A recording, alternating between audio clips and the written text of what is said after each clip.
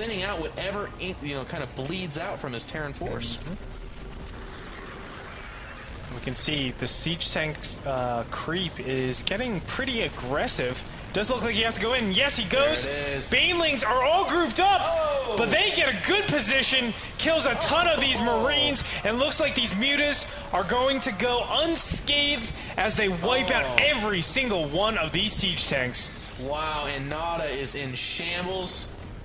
Moonglade did a fantastic job. He's just reloading with 4 Mutas and 10 Zerglings right now. But even edging out that small contingency of Marines, and now he's going to hit the tank, and, okay, it does go down. Took a couple of the back tank, and he will. All the tanks down.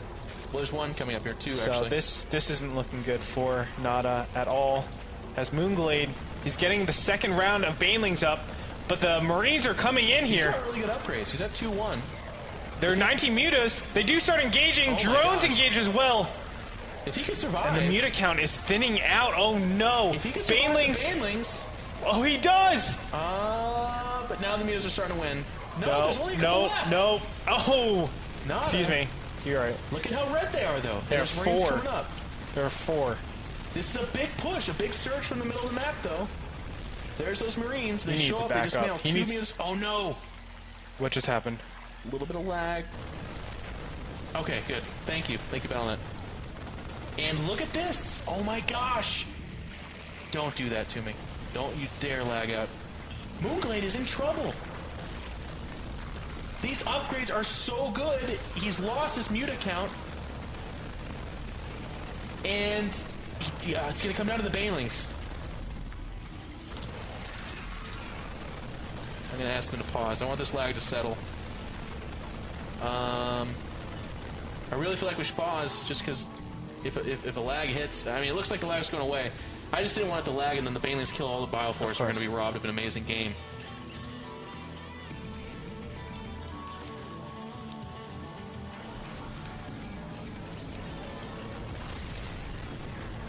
Seems like it's fine. Now you can see NaDa moving into position. And it's kind of dangerous as he's now taking this left-hand side base. And here we go. Pushing forward. Oh, big connection to the Banelings! But still he has a lot of Marines. And he has to leave because he doesn't have enough Mutas. Oh my gosh. And it looks like Moonglade will lose that natural and he GG's. NaDa with the 2-base aggression takes the game. Wow. Fantastically, I must say. How did we even get there? He was so far behind.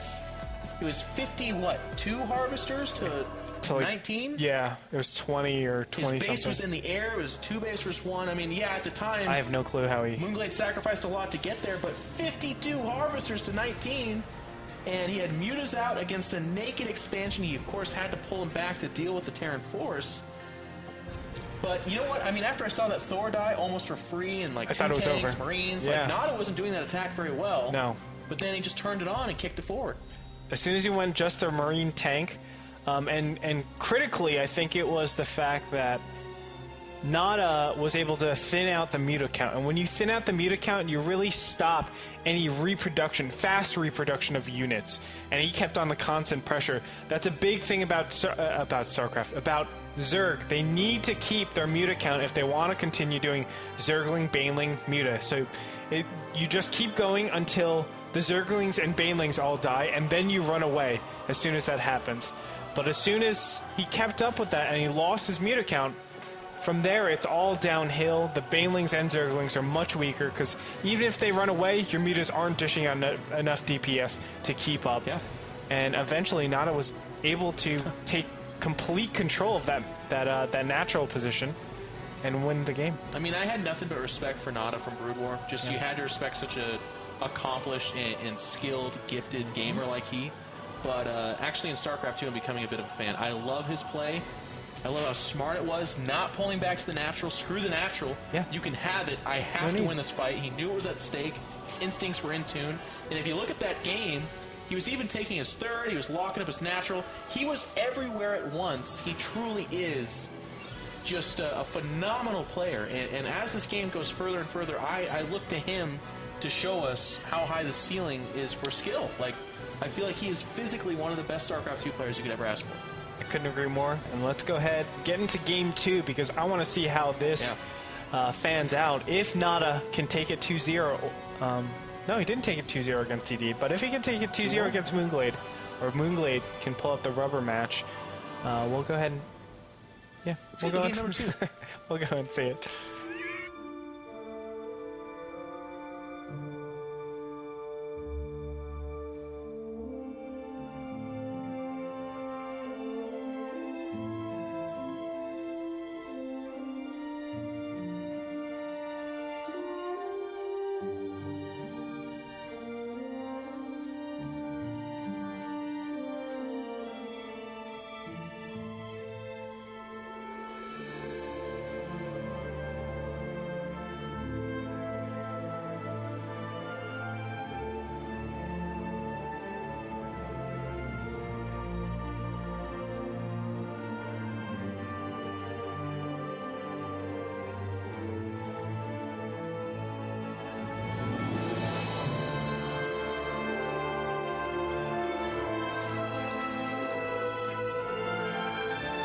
Between FXO Moonglade and OGS NaDa. The map is Backwater Gulch. I cannot wait. OGS NaDa seems to be on top of his game. And what I'm going to do throughout the entirety of the NASL is I'm going to be specifically watching for NaDa's resource management, because I have never seen something so disgustingly good and refined as NaDa's ability to constantly produce units out of the appropriate number of buildings. Like, it is ridiculous how on top of his game he is. Well, NaDa was statistically ranked the best gamer of all time for a reason. And it is because he's such a strong macro Terran, and it's because he's such a strong micro Terran, he can just do it all. And he does it all, top, world-class, championship level. He did it all for the Nookie. For the Nookie? The what? What did you say? Bottom left-hand corner, we have in the red Terran, OGS NaDa. To a Limp Bizkit song, thank you very much. We have FXO Moonglade spawning as the purple Zerg. That's what's up. I hate you sometimes. You make me feel so incompetent. You didn't even know it, did you? I don't know what you're talking about, sir. Yeah, okay. I don't know your... If I were to sing Britney Spears right now, I don't know your devil music, sir. I don't know your devil music. Moonglade. Looks like he's going for a fast expansion. Pretty standard play coming out from both these players. Do keep in mind that Moonglade has the bad position. Yeah. It's like Terrans spawn on these NASL, all these NASL maps, they spawn in great position to take these games. I mean, the natural is so accessible. Forward barracks in these positions, in this situation, you got to say it's really good for NaDa. Yeah. We've seen a couple of bunker rushes. We have. I love this position, by the way. You can just slam on a tech lab and it's all safe. Well, not safe, but it's a level. It's a level you have to get through. It will just be the one barracks, though. This could be like a fast expansion behind it. In fact, his money's kind of escalating here. I mean, yeah, he will definitely go for the orbital command, which put a dent in that, and perhaps a marine, but he's still going to be hovering around 200 minerals, and that's usually the launching pad into the command center, right? Like, yeah, his money's going up there. It's going to be that. And Moonglade playing very safe, went a 14 spawning pool. And now throwing on additional drones. So this is all standard play. I love the Overlord, where the Overlord is, the Overlord positioning. But I'm not expecting anything too crazy. Command center down for NaDa. Pretty bold from NaDa. I mean, only one game prior, he was like Kyrix busted. You know what I mean? Like, it was look at that. Super aggressive. He's actually changing it up a little bit. Taking this higher ground. I wonder why. I have no clue. He building the lower ground for a read. Oh, okay. You saw the hatch first. Wouldn't that be the double refinery? That's why. Okay. So you do that in order to fake him out. Stop making a bunker. You don't have to make a bunker anymore to hold a position. Well, I'm asking about the opening though. Why build on lower ground to begin with? Oh, yeah, maybe a little bit of indecision, for sure. And then a second barracks. Very interesting. I've heard a lot about that mass Banshee opening. It could be something like that. It could be. Along with that, it could be a non-stim Marine Hellion timing as well. I've seen that before. There's a lot of different openings for Terran. As, you know, there can be pretty strong openings. Obviously. Wow. Come on, there's Great no room for like a tech lab or even a reactor, so I gotta believe this is just kind of part of the wall. whatever is going to happen. Yep, there it is. Factory does go down. And only the one factory? Well, actually, okay, I mean, that's all you can afford for now, so we'll see. So we're going to see if there is a second factory or not. It does look like he is putting it down a second factory. Is he? Yep, boom. you're right. Hedge. Sorry. Gosh, I you got me all self-conscious now. It's cool, man. It isn't. It's interesting. Moonglade, again, without the tumors, and I think that's like you know, it's got to be a stylistic thing to him. I don't actually follow him as much as I probably should. He's a fantastic player. And I feel like a lot of Zergs right now have a tumor or two down. But if you notice, his queens are even low on energy, so he's definitely maximized. There's that third queen. Now, I gotta believe that one's going to be for creep tumors. It has to. If it's not, no, it has to. It has to.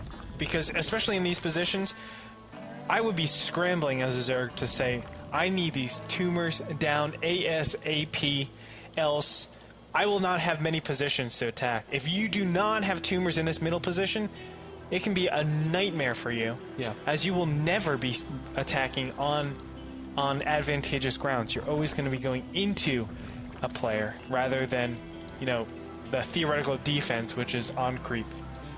I gotta agree. Thanks. Third Spine Crawler does go down for Moonglade. Otherwise, all things are a go. Baneling Nest is going down. It'll be time to finish actually a little bit before this layer finishes. Second gas, actually third gas for Moonglade is underway. Otherwise, just droning fairly heavily and pretty unaware of the Blue Flame Hellions that are massing inside NaDa's base, actually opting for 6 at this point. And that is a lot of Blue Flame Hellions. He's still producing Marines, so that timing could very well so be impending. Blue Flame is just about to finish. The Marines are going to lead out. Really like that choice. What that essentially does is any kind of scouting lane like we just saw will get picked off by Marines, and that's not that alarming. It's like, oh, okay, he's just moving out with Marines. He did that in the first game. In fact, this could be a kind of a follow-up to that first game. Now, here's one mistake. He is going right by that tower, and the tower's like right now saying, ah, those are Blue Flame Hellions. So 3 Spine Crawlers well placed. Banelings are under construction. Queen does get sniped. And now he's going to push forward. He wants to get up that ramp if he can. He has 3 Spine Crawlers, though. Does look like he's sniping out the first one, and he could muscle his way up here if he so chooses. Banelings on the creep. That helps a lot. But, oh no, these Overlords are getting picked off. Just a couple of free kills. I'd love to He's see a back scan up. right now. Yes, I was just just going to say that. Yeah. Jeff, you are brilliant, sir. You're so smart, too. Thank you. I know. Meanwhile, the Terran player is falling back on... And this is what I like about that opening, and this is why we've seen it a few times. You can fall back and just produce tanks and Marines after that, and that's actually the natural composition that you want. Yes. Starport, maybe good upgrades. And look at that, the armory is already going underway. You know what that's for? Taurs? I guarantee it. Thors? Maybe Thors? His money's saved up. I think you're right. I think so. Double Because Thor? this... He's supply block right now, so we'll have to wait and see. Okay, the problem with the Marine Hellion build is that you are inherently weak against Mutas. So if there is a fast Muta timing, you're going to be on the back foot. You will be on the back foot, excuse me. So I will expect some turrets to be thrown down. Along with that, I want Thors and Marines to be made. Stim should be on the way. Nice, nice. NaDa, we're on the same wavelength. We might as well be the same person. I think we are. That'd be cool. Be a good day. Would be a good day. 2 Thors are on their way out. This 3 barracks do go down for a total of 5. It's going to be a 2-base timing. You don't macro behind that. But I gotta say, I really like Moonglade's positioning. He actually has a Spire finishing now, as well as centrifugal hooks. What do you win about? Don't like this gold expansion. Well, against this timing, I mean, in theory, I don't like it. Like, I don't like it as a standard expansion, but against mass Thor like this, or you know where Thor it should Marine, be? I'm okay with it. It should be right here. That's where I would put it. Typically, yes, I agree with you. I do. But there's not a Marine tank timing coming out, you know? Yeah, there will be. I'm just scared about it, but we'll see how Moonglade goes and defends this, as the creep is barely over there. But now mutas are out on the field. We can see in the units tab 8 mutas, but there's 2 Thors waiting. Yeah, 2 Thors are waiting, ever so patient. And I do believe does not want to go over there. 8 mutas do kill 2 Thors. If you didn't know that. Get out of here. Magic box, yes, they do. They actually do? Yes, unfortunately, if they don't have Marine supplementing, wow, yes. I did not know that. Easily. I guess with the Matchbox, they only hit one Muta, right? Yeah, and it takes 3 shots. It's forever. But, I mean, it takes forever to kill them, so it won't really happen. You just and there's that expansion top right, so I think... I don't mind that. We get best of both worlds, if you will. I don't mind that. What's it? Indeed. Dang it! I don't mind that whatsoever. Indeedly, unbelievably amazing. Okay, I saw the drinking game thing, so I'm going to be doing what I'm always doing, which is indeedly. You're just trying to get people killed. I know. Alcohol poisoning. GG. Timing. I was about to compliment how this base can pay for itself super fast, but this timing. Yep, here's a 150 hit. 4 tanks, bunch of Marines, only one And this is what I'm talking about, man. There's no way to push in on this. I like this scan, though. See, NaDa knows. Don't go on the creep. Yeah. No way to push in on that. Well, he's on the creep. Water. Don't drink the tap water. And Moonglade's going to pull back and wait for the last possible moment. I like that choice as well. The high yield was like a nice attempt. If it goes unkempt, you know, like unattended. No, uncontested, that's what I was trying to say. Thank you. Then it's like the winning factor. But if it does get thrown down, who cares? It's just a hatchery. And he transfers drones to top right, so he's not even really down a base. Yeah. I think this was just an unnecessary base, though. Well, it also puts NaDa in kind of a weird place, though. Like, NaDa's now committed. There's a very nice staging point that deals damage, so it affects the Zerg.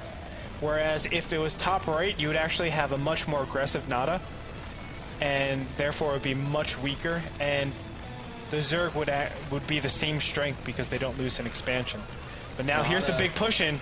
NaDa might have overextended himself. Banelings no. right for the bottom. Whoa! But those tank shots thinning him out instantly. Now the Mutas have free reign, but they're not going to go in. Oh, he's got to pull back. Yeah. To be honest, there's Marines That's fine. Back That's there. fine. I love it. I love it. 16 Mutas still out.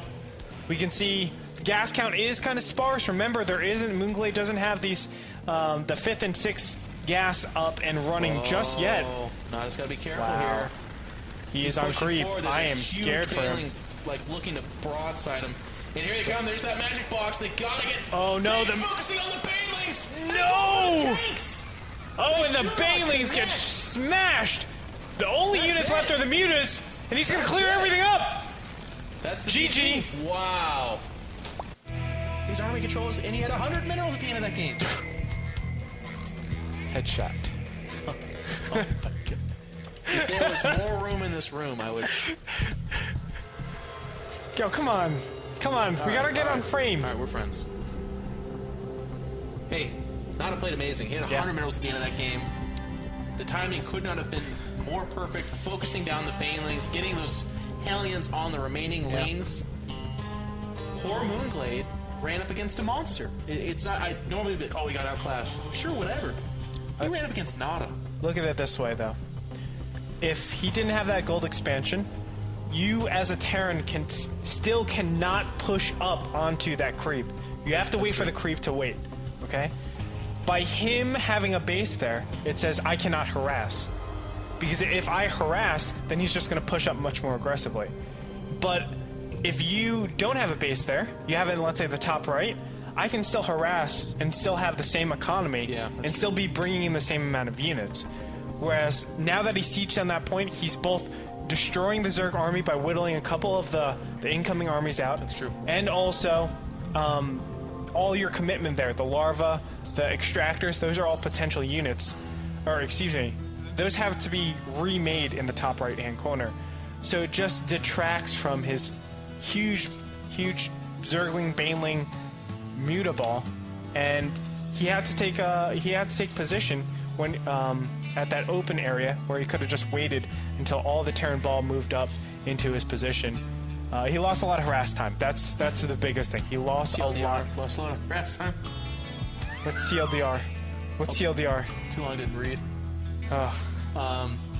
I feel like Moonglade was 1 or 2 units short from being able to win that game. And not like 1 or 2 mutas or 1 or 2 lings. What I mean by saying that is he needed infestors, or he needed to be able to switch to roaches or something. But one of the weaknesses of the Ling-Baneling style muta is that it's very susceptible to falling into the trap of, okay, I gotta spring the attack, but if they're all spread out, the Banelings aren't connecting, the Thors are softening up that muta count, and the Marines survive, if Marines survive, they do fantastic against everything non-Baneling. So it's really hard for the Zerg in that position. We see it time and time again.